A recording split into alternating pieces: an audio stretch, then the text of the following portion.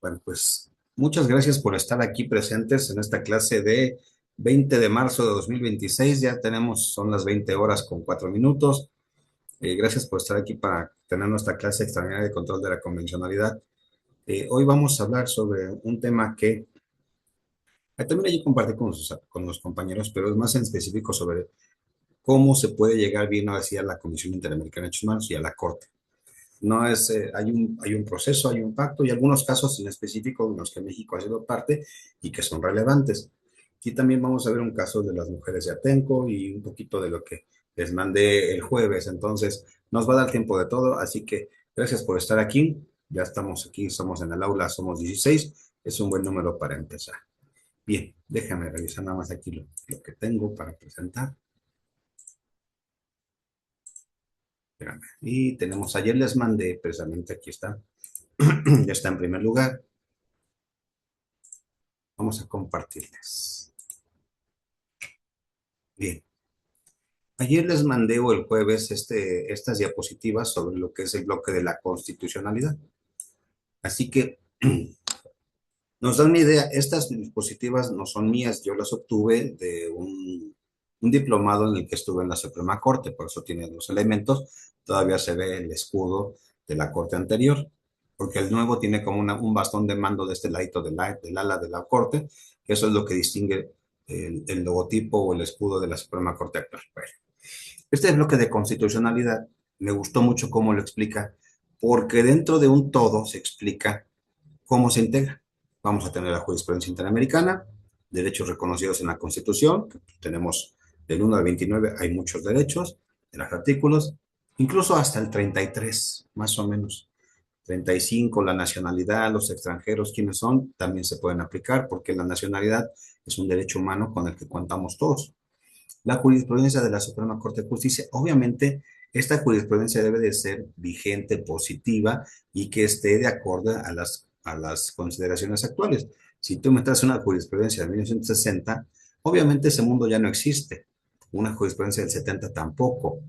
Entonces deben ser siempre las jurisprudencias más actuales, las de la décima época, la décima primera época o la duodécima época, que es en la que estamos viviendo actualmente.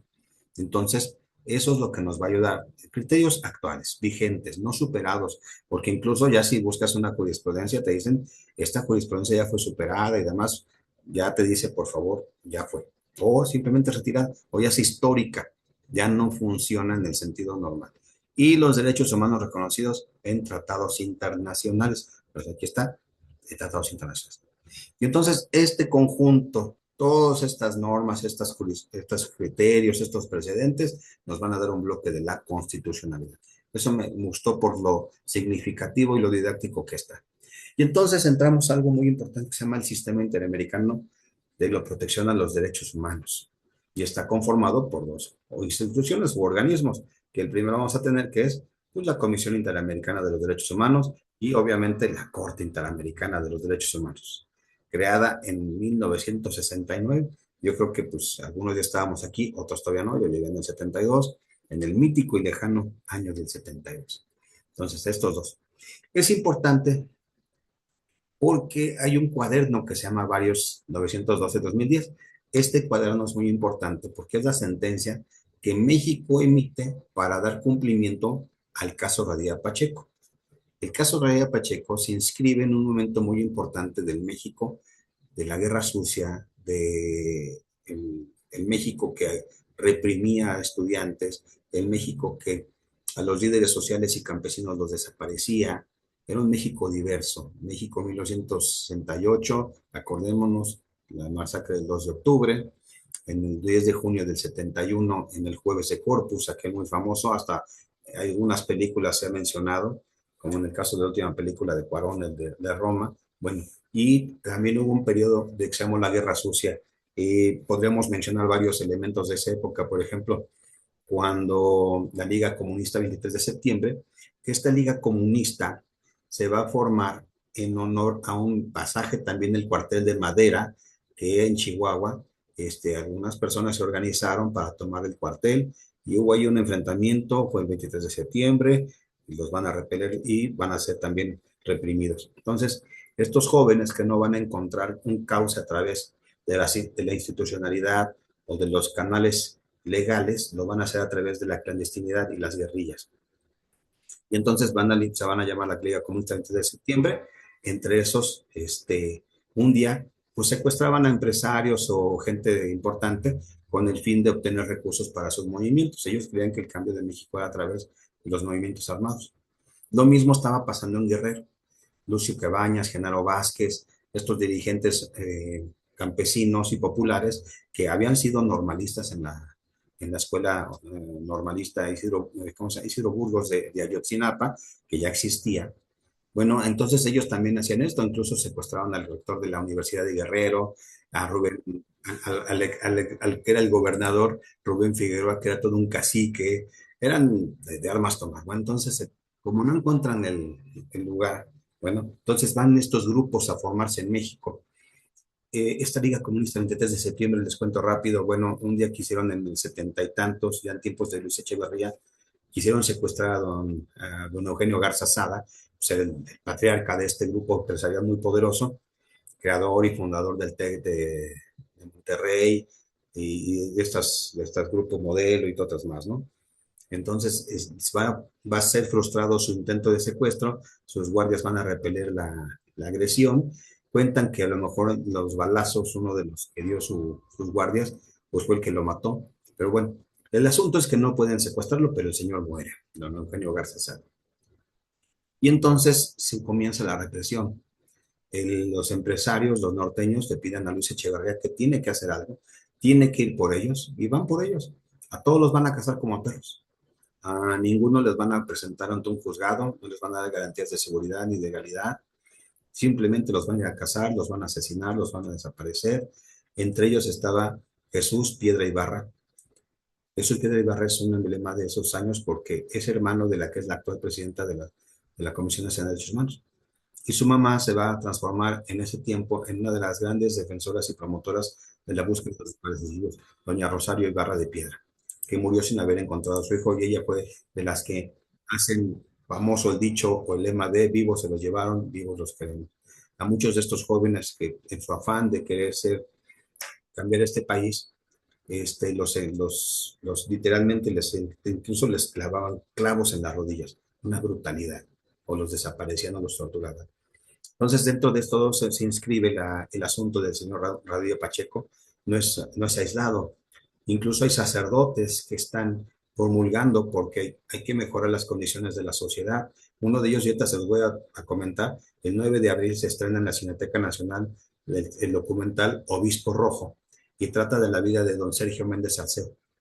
Don Sergio Méndez Arceo es el obispo de Cuernavaca, imagínate la diócesis, y es un hombre que cambia de un panorama de derechas y conservador a ser más abierto, más de izquierdas, y a ser un promotor amplio de la teología de la liberación.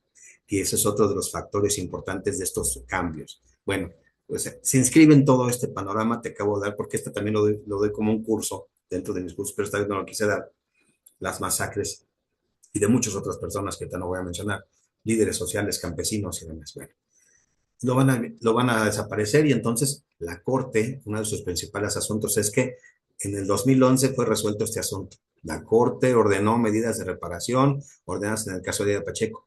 Entre esos estaba que se tenía que armonizar y modificar nuestra Constitución porque no estaba de acuerdo a los estándares de la Corte, perdón, y de la Convención Americana.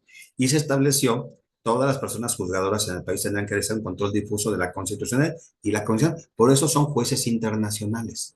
Todos nuestros jueces son a partir del 2011.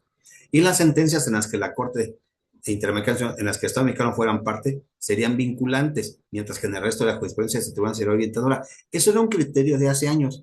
Hoy, a la fecha, todas las decisiones de la Corte, aun y cuando México no sea parte, también son vinculantes, porque también estamos adentro de la convención, no podemos abstraerlo. Es que a mí no me la dijeron, no, también tú eres importante. Bueno, nada más, lo demás ya no lo necesito ahorita, porque eso lo vamos a ver despuesito. Vamos a entrar en otras diapositivas que quiero compartir. ¿Cuál es la que quiero? Aquí está, ya está, muy bien. Todavía no sé brincar de una a otra con toda la magia con la que saben los pros, los expertos. Vamos a ver, y estas son también diapositivas que me robé de una capacitación, no son mías, no me quiero adornar porque si algún día salen por ahí, no, es de una maestra que la compartió, imagínate, desde cuando tomé el diplomado, pero siguen siendo actuales, no han cambiado nada en su información. ¿Qué es el sistema interamericano? Bueno, vamos a empezar porque los Estados americanos impulsaron un proceso de desarrollo agresivo, progresivo de los derechos humanos a nivel regional, de 1945 al 48. Obviamente, América Latina viene saliendo, o la América viene saliendo de la Segunda Guerra Mundial, de los conflictos bélicos, de los conflictos todavía algunos de integración entre esos estados, desarrollos muy limitados. Hay países que todavía vienen saliendo de economías de campesinas, todavía no están industrializados, pero bueno, ahí vamos todos. Bueno, entonces, en el 59 se va a crear la Comisión Interamericana, fíjate, hasta el 59. En el 69 vamos a adoptar la Convención Americana. México la va a ratificar y a someterse a la convención, a la jurisdicción contenciosa de la Corte hasta el 89. Pasaron unos añitos. Y entonces ya en el 78 está la entrada en vigor de la Convención Americana y el establecimiento de la Corte Interamericana de Derechos Humanos. Y entonces vamos a tener dos sistemas normativos. Todos los Estados miembros de la OEA, todos, eso incluyendo desde la Canadá hasta la Patagonia, todos. Vamos a la Declaración Americana de Derechos y Deberes del Hombre. Obviamente que esto del hombre se refiere a todos, hombres y mujeres, nada más que este es un lenguaje de los años 60. Hoy podríamos decir de los deberes de las personas, ¿no? Podría ser el lenguaje cambiarlo, todas las personas, pero hoy estaba en ese lenguaje de ese momento. A lo mejor no seamos tan puritanos, pero así es como se manejaba. Todos estamos parte de la Convención Americana de Derechos Humanos. Todos, bueno, pues ahorita les voy a mostrar cómo no todos somos parte de la Corte o de la Convención como tal. Entonces, este sistema interamericano, ya lo habíamos visto, tiene dos elementos, dos instituciones, la Comisión y la Corte. A la Comisión la van a integrar 7 miembros, comisionados y elegidos por la Asamblea General de la OEA y actúan independientemente, con un mandato de 4 años. Y en la Corte van a tener igual 7 miembros, jueces elegidos por Estados parte de la Convención y actúan independientemente. Un mandato de 6 años. Aquí sí hay, es un sexenio completito y pueden una reelección. Aquí también una reelección. Entonces, está 8 y 12 años. ¿Qué funciones?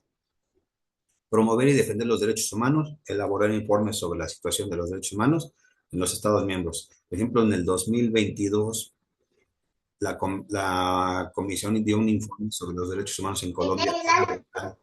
Era muy revelador cómo en Colombia se violaban derechos humanos en tiempos de Iván Duque, incluso gente que perdió la vida, gente que se quedó ciega por las policías que disparaban perdigones. Bueno, ahí está el informe y bueno, aparentemente Colombia nunca pudo resarcir eso. Y entonces otras funciones es la contenciosa, la consultiva y la interpretativa, pero aquí se vio un poquito limitado. Vamos, ustedes imaginan acompañar a la página 21 del libro, que está en la página 21, y nos especifica un poquito más cuáles son las funciones de la Corte Interamericana. Ahí está, ahí lo van a ver, página 21. Ya lo tengo hasta subrayado. ¿Qué son las funciones? Una, ahí tengo un micrófono abierto, si me apoyan, porfas. Gracias. Página 21. Sí, página 21. Sí. Dice contenciosa, dice, está muy en el tercer párrafo, la Corte Interamericana está integrada por 7 jueces, quienes son electos por los estados parte de la OEA durante un periodo de 6 años y con la posibilidad de ser elegidos por una sola ocasión. Dicho tribunal tiene 4 funciones esenciales. Uno, contenciosa, está aquí. Consultiva, esta la vamos a revisar por un ejemplo muy importante. Preventiva y ejecutiva.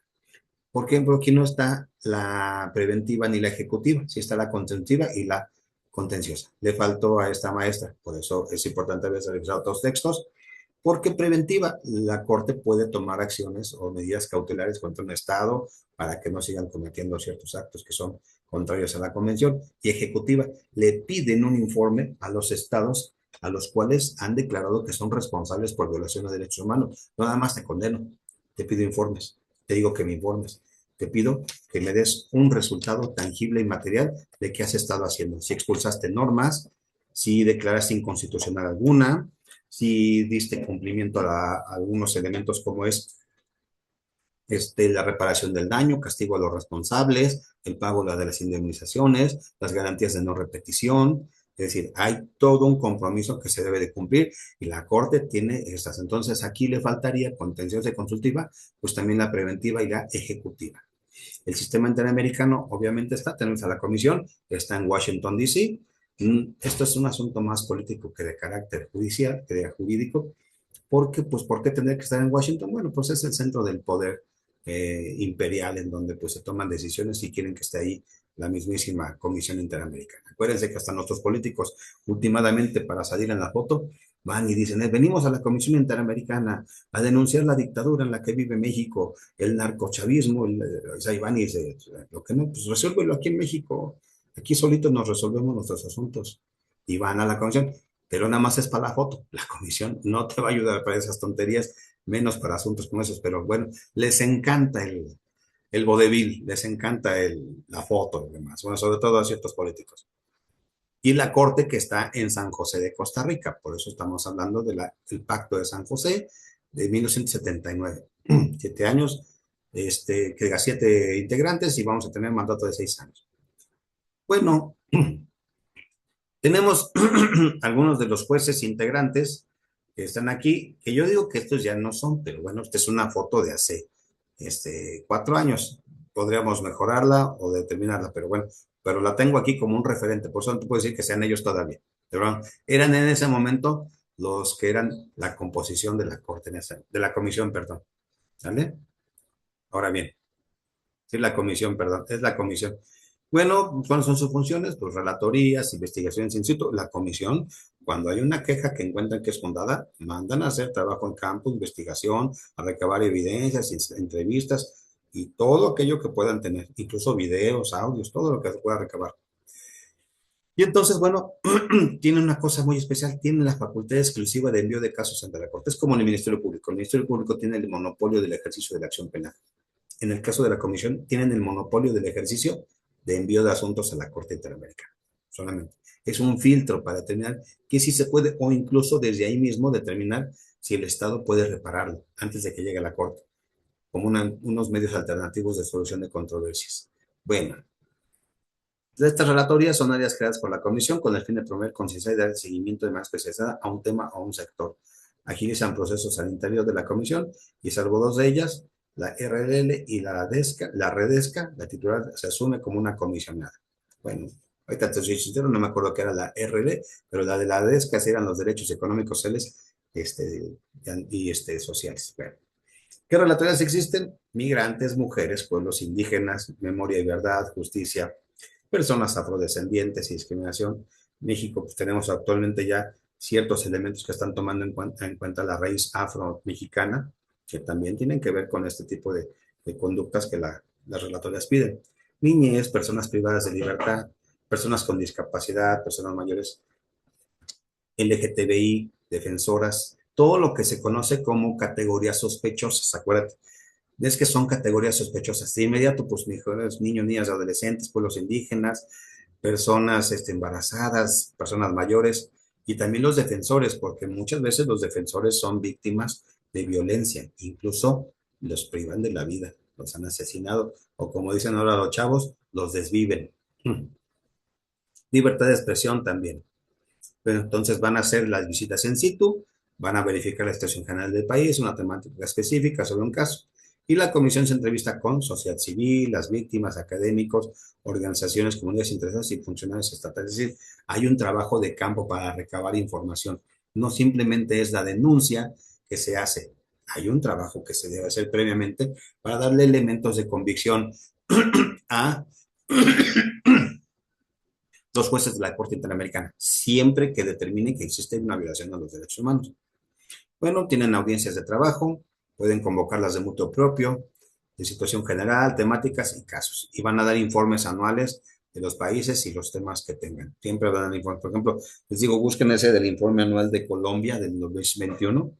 Es una brutalidad, o sea, un montón de violaciones a derechos humanos que debieron llevar un caso, pero bueno, acuérdense que en Colombia tuvo procesos sociales muy desgastantes desde los años 80 con los narcotraficantes, Pablo Escobar, y luego pues las bases militares estadounidenses.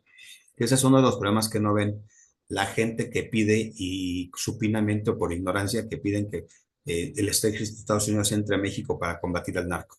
Es peligrosísimo. En Estados Unidos, en Colombia, tienen o tenían 7 bases militares estadounidenses. está documentado que muchas veces los soldados estadounidenses cometían violaciones de tipo sexual y violaciones a derechos humanos, pero como gozaban de inmunidad diplomática o sea, de toda la inmunidad, no se les podía condenar. Es decir, entran, pueden hacer lo que quieran y no se les puede juzgar.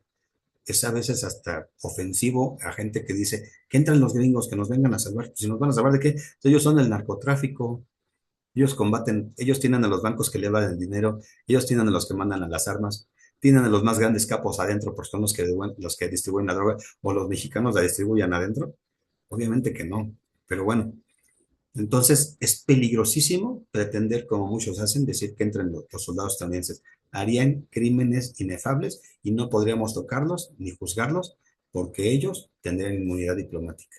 Así de ese tamaño. En Colombia así ha pasado y está documentado. Si no me creen, échenle una revisada ya a sus archivos, por favor. No los archivos Epstein, ¿eh? No, a los archivos oficiales. Bueno. ¿Qué medidas cautelares puede tener la Comisión Interamericana? Gravedad, rivalidad, urgencia, es decir, decirle al Estado, detente, mantén las cosas como están o ya no sigan haciéndolo, y sobre todo en serio para evitar daños y respaldos a las personas. Y puede convocar audiencias públicas y privadas. De hecho, la comisión hace poquito tuvo una audiencia, les mandé no sé si les mandé del Twitter una liga, en donde ahorita están los juzgadores de México, están yendo algunas, la Asociación de Juzgadores, no sé si las vi, me pueden responder alguien si la vieron esa audiencia, si se las pasé. Bueno, a lo mejor no se las pasé. Bueno, vamos a tener igual competencia aquí, pero no, aquí es la competencia distinta es por persona, materia, lugar y tiempo. Dependen las circunstancias. ¿Quién puede presentar una petición ante la Corte? Cualquier persona, entidad no gubernamental, legalmente reconocida en nomás Estados miembros de la UE y a nombre propio de terceras personas. Obviamente de terceras personas, una persona desaparecida, una persona que fue privada de la vida, pues no va a presentar su denuncia al desaparecido o la persona privada de la vida, puede ser sus familiares, porque dentro del mundo de las víctimas, ya conocete la ley de ley general de víctimas, se conoce que hay la víctima directa y las indirectas, que siempre son la familia, los deudos, aquellos que son la familia de la persona que está sufriendo las injusticias, y las denuncias interestatales. Bueno, instrumento respecto a puede ser una petición, bueno, la Declaración Americana de Derechos Humanos, la Convención, el Protocolo Adicional de Materia de Derechos Económicos, Sociales y Culturales, Protocolo de San Salvador, Protocolo de la Convención Americana relativo a la abolición de la pena de muerte. Acuérdense que en algunos estados, por ejemplo en México, la pena de muerte está abolida, ya no existe, pero todavía aquí en 1921 se aplicó. Estamos hablando de 6 años, pero ya no se ha aplicado más. En Estados Unidos sí se sigue aplicando en algunos estados, por ejemplo en Texas, se sigue aplicando. Para prevenir y sancionar la tortura, Convención Interamericana sobre Desaparición Forzada de Personas, y esto es muy importante, la Convención Interamericana para prevenir y sancionar la violencia contra la mujer, conocida como la Convención Belém do Pará. Ayer me habló antier bueno, me mandó un mensaje una amiga que trabaja en una sala penal, que les llegó un asunto de que un juez sentenció a un hombre por el asesinato de su pareja y le dio 35 años. Que porque solamente le dio 35 años, que porque no se acreditaba el concubinato. No tuvieron hijos y nada más han vivido juntos 3 años, que ya 3 meses, perdón. Acuérdate que el Código Civil dice que para que se reconozca un concubinato deben vivir de consumo en el mismo domicilio, tener ayuda de mutuo recíproco y todo lo que implica la convivencia, pero por lo menos 2 años. En este caso, el juez penal determinó que nada más se acreditaba el feminicidio, pero no la parte del concubinato. Entonces me decía mi amiga que qué podían hacer. Digo, es que mira, ¿cómo se va a dar el concubinato si de entrada, pues él la priva de la vida? Ahí lo interesante es saber si la intención era para mantenerse juntos, si su intención era de vivir pues por todo el tiempo que pudiera, ¿no? Entonces, de entrada, pues, yo sí creo que es un asunto, había una privación, un homicidio, o un feminicidio, perdón, con ese elemento del concubinato, porque la intención era esa, vivir juntos. Y entonces yo le decía, no, pues que le echen otros 15 años, ¿no? Fueron 35, se me hizo muy poquito, ¿no? Entonces, pues él apeló la sentencia, también la familia, pues decían, eso es muy poquito. Decía, no, no le podemos aumentar la pena por el principio indubio pro reo. Acuérdenme qué significa ese principio. ¿Quién se lo sabe? Indubio pro reo, ¿qué es?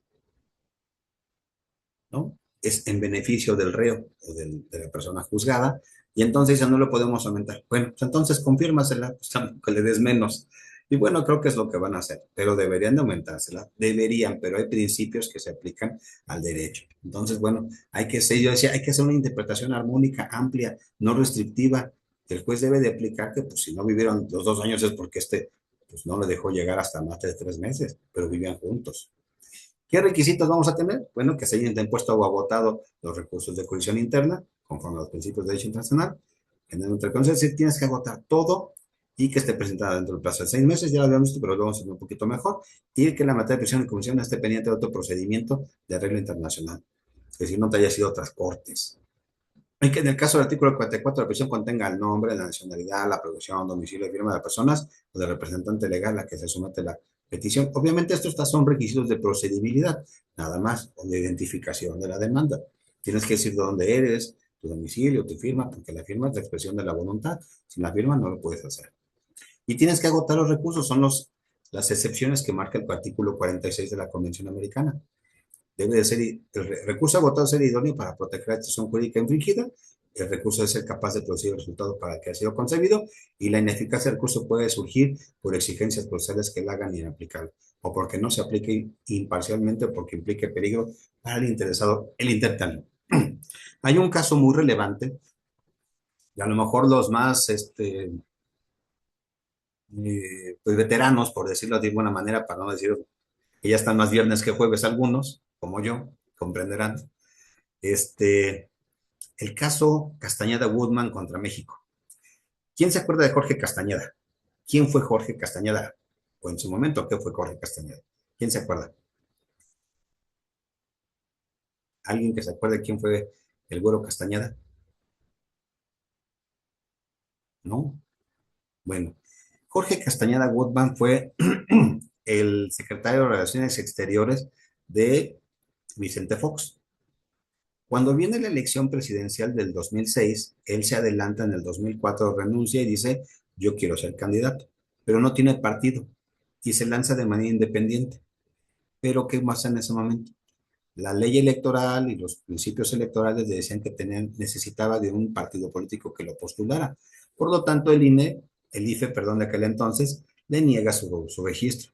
Va a los medios de impugnación, le van a decir lo mismo. La Constitución y la ley dice que requieres un partido político para que puedas hacerlo.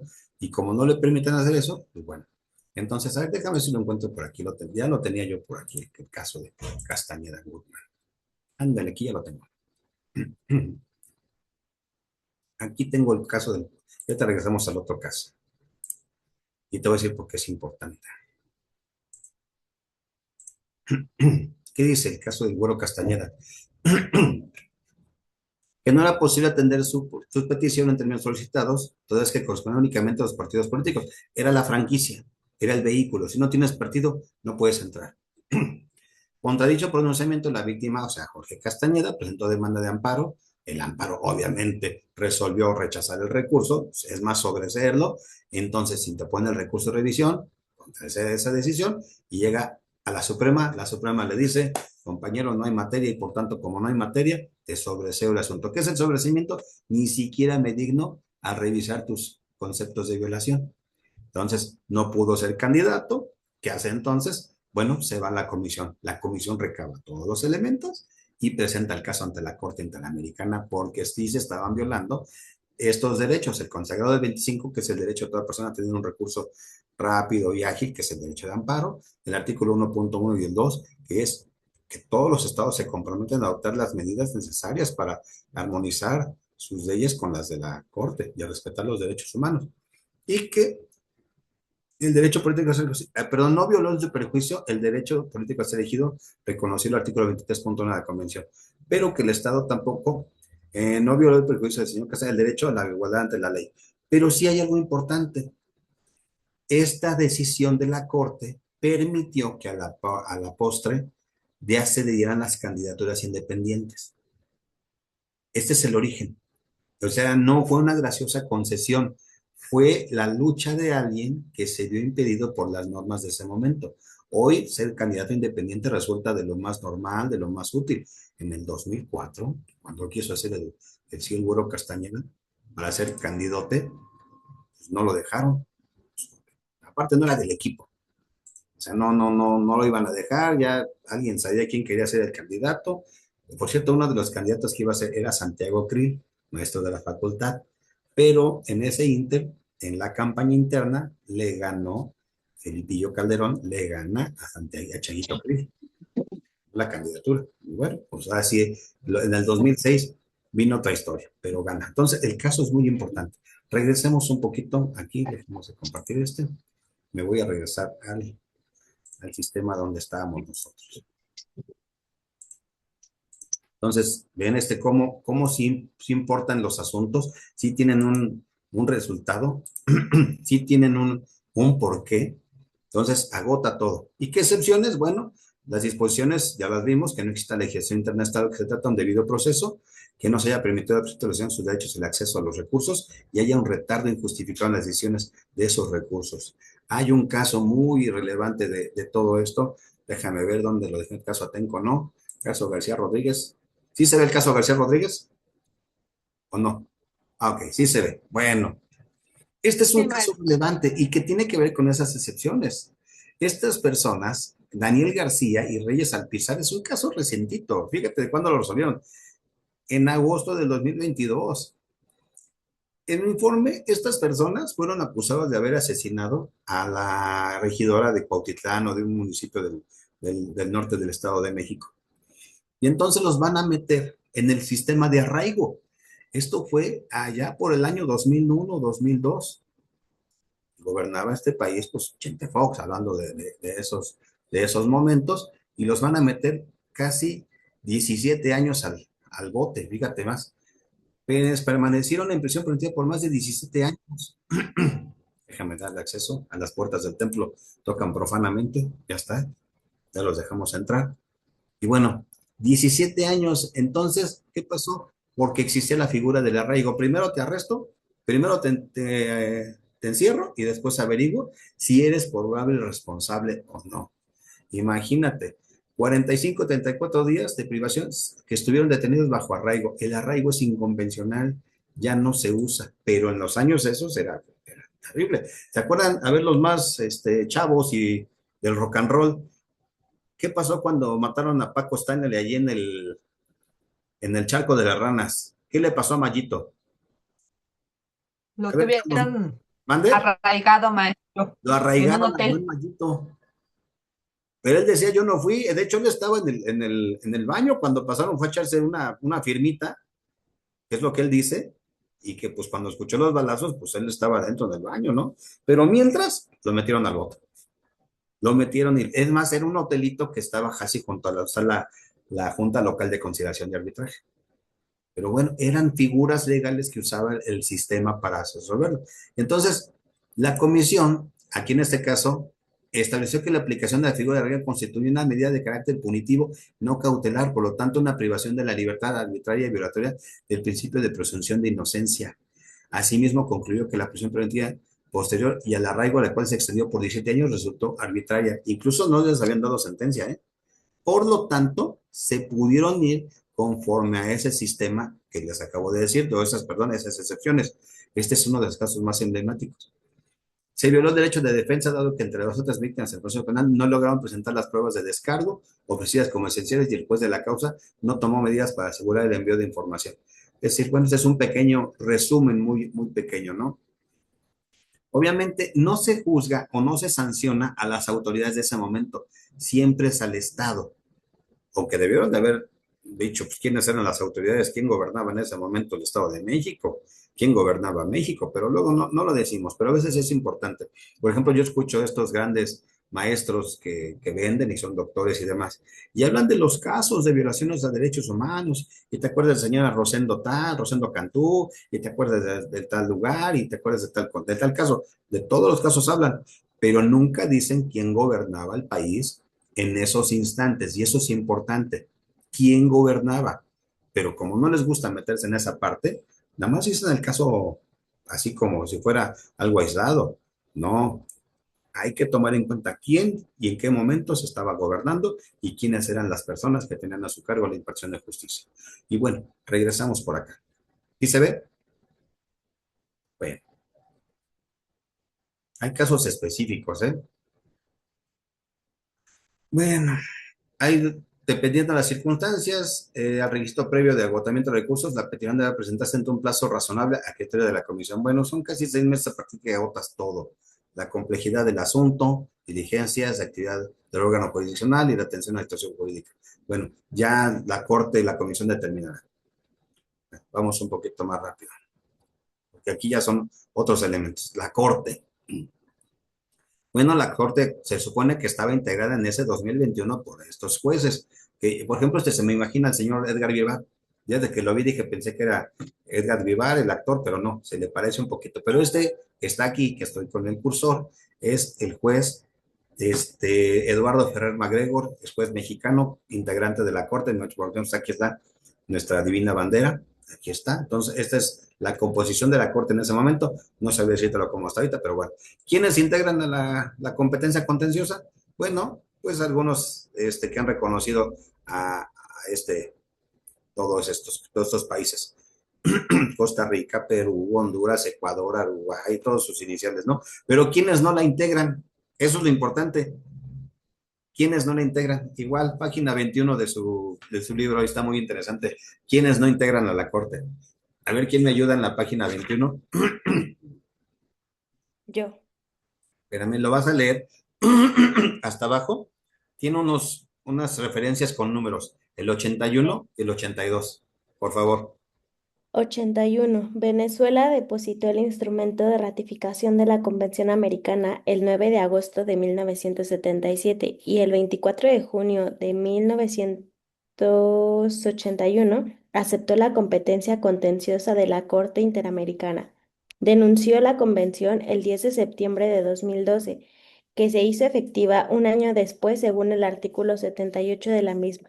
Hasta Para ahí. conocer ¿Qué significa denunciar en términos del derecho internacional público? Si se acuerdan que es una manera de determinar los tratados. ¿Qué significa denunciar? Ya no voy a participar, me quiero salir, pero no es inmediato. Entonces Venezuela por eso no está aquí. ¿Quién gobernaba ese Venezuela en ese momento? Todavía estaba vivito. ¿Quién era? A ver, por puro recuerdo social. Chávez, ¿no? ¿Quién? Chávez. Chávez, ¿no? El comandante Chávez. Él dijo, nos salimos. Ya me lo imagino. Compañero bolivariano, nos salimos de la corte. Y bueno, pues ya se salieron. Luego les cuento el chiste del diablo y de Castro y de Chávez, que no tenía cosas tan malas, ¿eh? También lo han satanizado, como todos los gobernantes, tienen luces y sombras. Mi problema, por ejemplo, con mis amigos sudamericanos, que siempre tengo amigos de todos lados, es que ellos me dicen, ¿por qué a los mexicanos no les gusta la reelección? Digo, eso es un tema histórico. Y la reelección, en vez de traer cosas buenas, puede traer también cosas malas. Por eso nosotros, cada 6 años, bueno o malo, el que sigue. Y el que sigue. El último que se le ocurrió reelegirse, ¿saben qué le pasó? El último. A ver, histórica. A ver, esos que les gusta la historia. Pues se fue al exilio, ¿no? No, ese fue Calles, Porfirio Díaz, el ¿no? general Cárdenas lo mandó al exilio, no. El último que se le ocurrió reelegirse, le dieron 6 balazos aquí en San Ángel y le levantaron un monumento. ¿Cómo se llamaba? Hasta tiene Álvaro alcalde. Obregón. Álvaro Obregón. Después de Álvaro Obregón, que se había reelegido en contra de los postulados de la revolución, nunca más un presidente se le ocurrió reelegirse. Y nos funciona. Yo soy un firme promotor del sufragio efectivo y no reelección, pero a mis amigos sudamericanos sí les gusta. Digo, ándele pues, ahí está el resultado. ¿Les gusta reelegirse? Bueno, ahí está. Bueno, ahora sí léenos el 82, por favor. 82.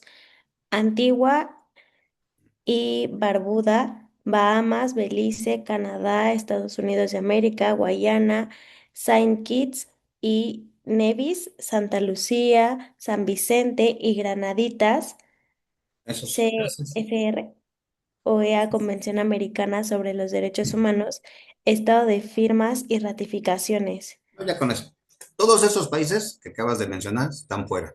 Casi todos pertenecen a la Commonwealth británica. Por ejemplo, Belice, nuestro vecino mudo, que no sabemos que si viven o no viven, no nos dan lata.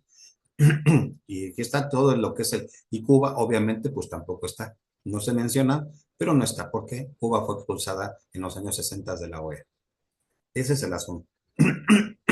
Ya vimos entre las competencias, ya lo platicamos, la competencia consultiva. Esto es interesantísimo. Una competencia consultiva, los estados pueden pedirle a la Corte que les explique algo. Fíjate, te voy a traer una cosa aquí interesante. Una opinión consultiva. Ya aquí tengo mis archivos, mira, tengo un montón de cosas aquí. Aquí está. ¿Quién no? Mira, no, no. Ya llegas al cuarto para las 9, padrino mágico.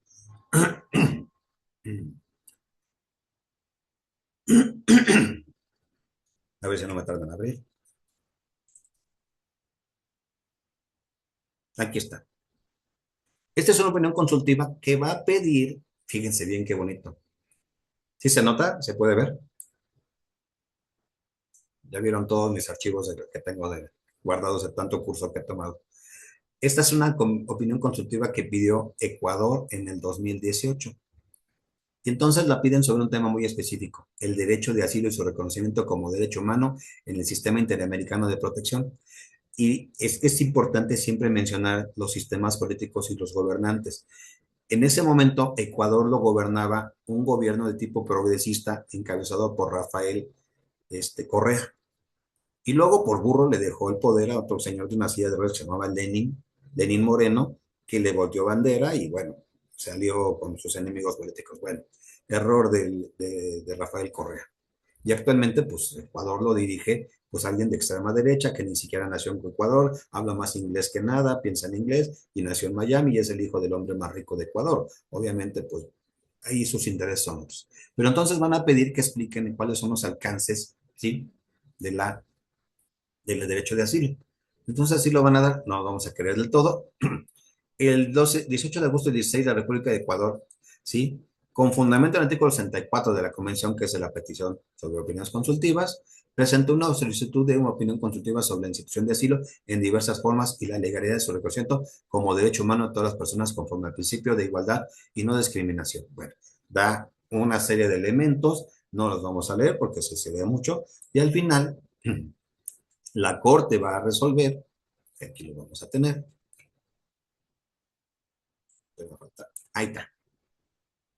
Bueno, que sí, es, aquí dice, es competente para la presente opinión, porque está definiendo la competencia.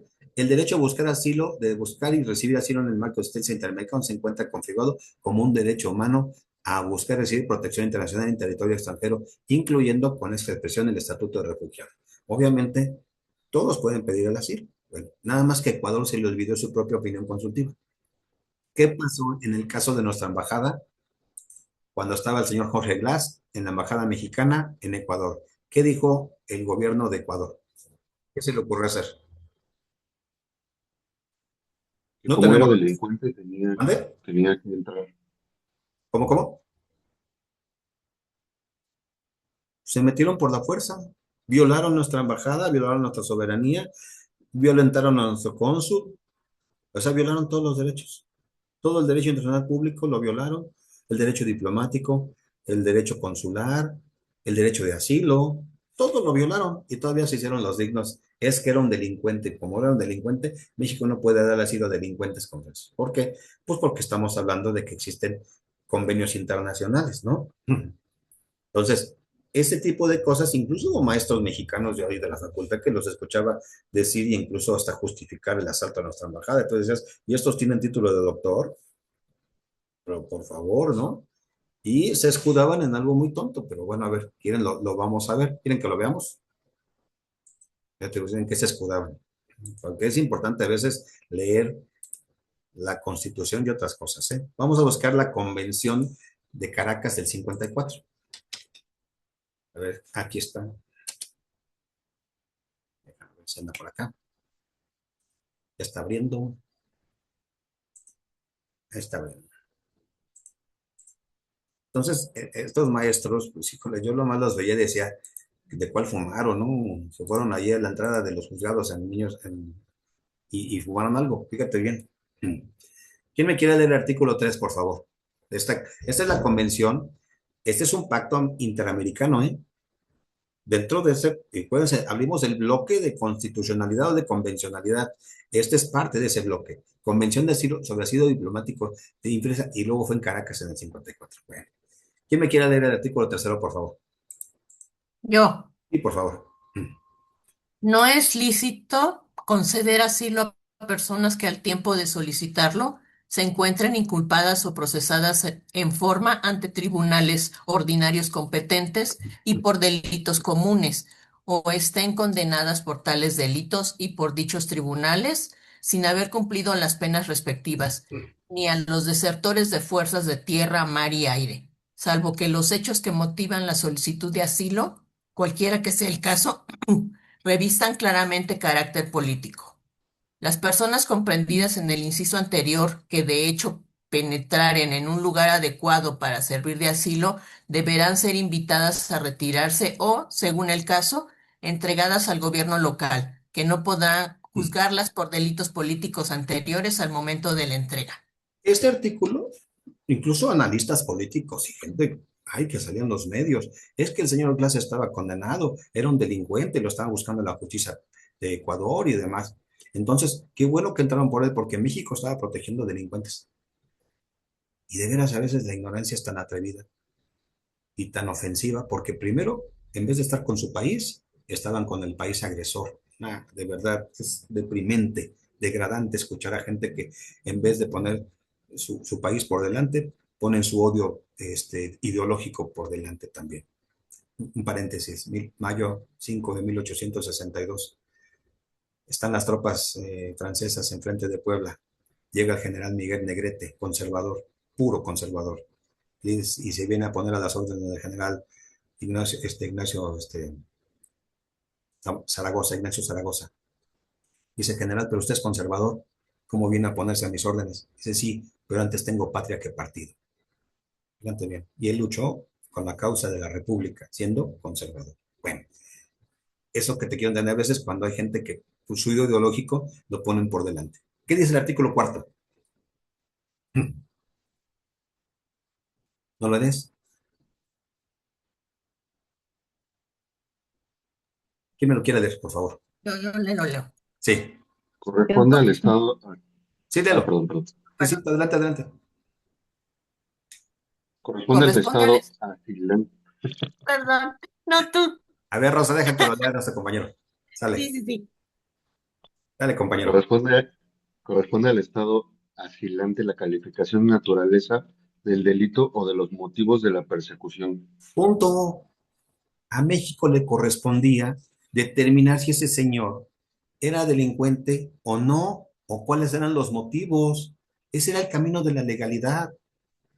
¿Qué tenía que haber hecho México? Si lo consideran delincuente, señor, lo invito para que salga. ¿No quiere? Entonces sí dejo que entren las cosas por usted. No, Ecuador, ese señor es un perseguido político. Me tienes que dar un salvoconducto para que se vaya a México. Y estando en México, ellos tenían que haber promovido la extradición, un juicio de extradición para decir que sí eran delincuentes. Es decir, había caminos diplomáticos. Pero también la ignorancia, te digo, es muchísima, es atrevida y es a veces obscena. ¿Por qué? Pues hacen este tipo de cosas. Pero bueno, se nos olvida. Entonces, por eso es importante revisar, no nada más un artículo, tienes que leer una interpretación amplia, sobre todo que sea en beneficio de las personas, el principio por persona. Este señor Glass lo tiene. Otro caso pasó en Perú. ¿Por qué no tenemos relaciones diplomáticas con Perú? A ver, acuérdense. Llegó un nuevo gobierno, un nuevo presidente después de que salió la señora, ¿cómo se llamaba? La que también le dio puñalada por la espalda al presidente Castillo, y la destituyeron por incapacidad notoria, pusieron otro señor que duró nada más un mes. Y lo primero que hizo fue, como México también tenía en la embajada a una política que era, creo que había sido no la vicepresidenta, una persona muy allegada al presidente Castillo, obvio, rompemos relaciones. Ya está, ya no tenemos relaciones ni con Perú ni con Ecuador. Bueno, ha de ser terrible no tener relaciones con eso. Pero es lo que te digo. Nos vamos a cosas muy, muy tristes en cuanto a cómo se manejan y no respetan la ley. Por eso las opiniones consultivas son importantes. Bueno, déjame ver si tenía algo más por ustedes. Bueno, nada más. México ante la Corte Interamericana, te voy a pasar así brevemente ¿Cómo andamos de ese? No, ando aquí vagando por la red. Miren, todos los casos que México tiene, caso González, entre otras, el campo algodonero, es un caso terrible, el de las muchachitas de Chihuahua, tres jóvenes que fueron totalmente, bueno, torturadas, abusadas, incluso ya hay un memorial en nombre de ellas, de estas niñas, Claudia Ivette González, Esmeralda Herrera y Laura Berenice Ramos. Presentaban signos de violencia, pero lo peor fue que las autoridades de Chihuahua no hicieron su trabajo, no hicieron nada. De verdad, es un caso muy interesante. Lidia Pacheco, los hemos visto todos. Caso Fernández Ortega y otros igual. Una mujer indígena presente en la comunidad Mepa, residente en la Barranca Tecuate, en Guerrero, tenía 25 años, casada con un señor. ¿Cuándo pasó? En el 2002 se encontraba en su casa en compañía de sus hijos, entraron los militares y obviamente pues abusaron de ella. ¿Quién gobernaba este país? ¿No supone que eran los humanistas? ¿No decían que ellos eran herederos de los humanistas del 39, de Gómez Morín, de González Luna, de todos ellos? No se supone que eran ellos, pero bueno, eran los humanistas ellos. Caso Rosendo Cantú, igual, otra señora indígena, igual, en el 2002. Y este caso incluso llegó en tiempos de Felipe Calderón. Ay, hay un Michi por ahí, se ve su colita. Dijeron que la señora tenía una gastritis, que por eso se murió. Bueno, son incluso caso García Cabrera y Montiel Flores, otro de esos casos terribles. Fueron detenidos en mayo del 99, en Botallón 40. Es decir, se los puedo pasar para que ustedes los vean. Ya son 5 minutos para las 9, pero bueno, fíjate otro. García Cruz y Sánchez Silvestre, ¿no? Todo y están en extractos muy, muy sencillos. Caso Troy Barciniega. Yo a veces digo, ¿para qué leemos casos internacionales si tendríamos para leer casos en México de a montones, ¿verdad? Pero bueno. Y el último, el que pudimos y lo vamos a ver un poquito más, este es el caso de las mujeres víctimas de la tortura de Atenco. La brutalidad. ¿Quién gobernaba el año 2006, el 3 de mayo y 4, el Estado de México? ¿Quién lo gobernaba? A ver, el viudo de oro, el héroe de las telenovelas, le pusieron esposa ficticia, le hicieron una campaña mediática para que fuera presidente de México, Enrique Peña Nieto.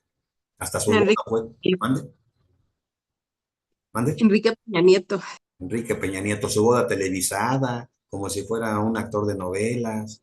Por eso solo hecho, jamás debió haber sido presidente de la República. Él fuera el autor de esto. Literalmente fueron un trato denigrante. Si los voy a llevar mañana al salón, vamos a leerlo un ratito.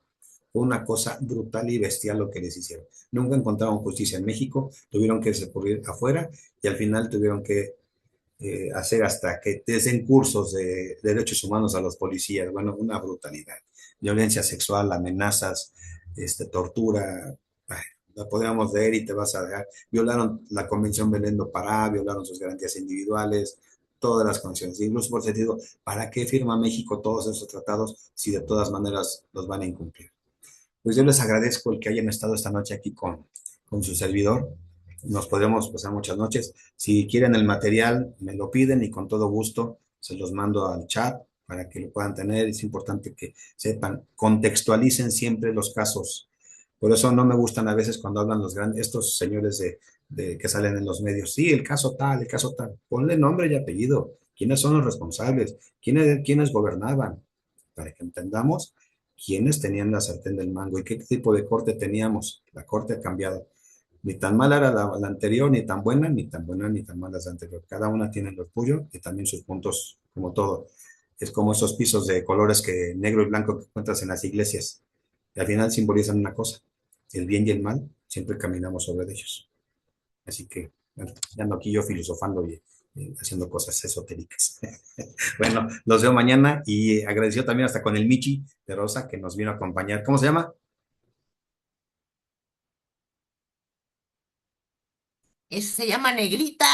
Ah, bueno, Negrita nos acompañó, miren, mejor, Negrita nos acompañó aquí en la clase. Bueno, los que estoy viendo, a Leonardo, a Carlos, gracias por estar, y los que también andan por allí, a Jorge, aquí anda también, gracias Jorge, y les agradezco todo y nos vemos el día de mañana para prepararnos para su examen para el día 28, ¿vale?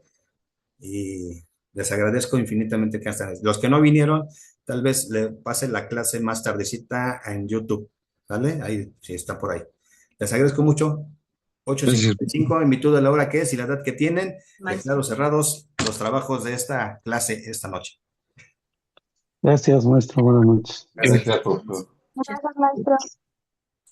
Profesor. Luego, Hasta luego, profesor. mande. ¿Alguien me preguntó algo? Sí, sí, precisamente es lo del trabajo. ¿Qué onda? Tenemos técnicamente antes del viernes de la próxima semana, ¿es correcto? Sí, tú ya lo puedes, muchos ya están enviando sus trabajos. El tiempo límite es el viernes en la noche. Sábado Ok. después de la medianoche es como si tu amparo se te venciera, ¿eh? Sí, o sea, sería el chiste es enviarlo en estas mismas semanas, pero nada Exactamente. más para No, pregunta. no te Nada más para expongas. pregunta. Puedes ya mandarlo, ¿vale? Ok. Órale, pues. Gracias, Nos maestro. Hasta vemos. luego.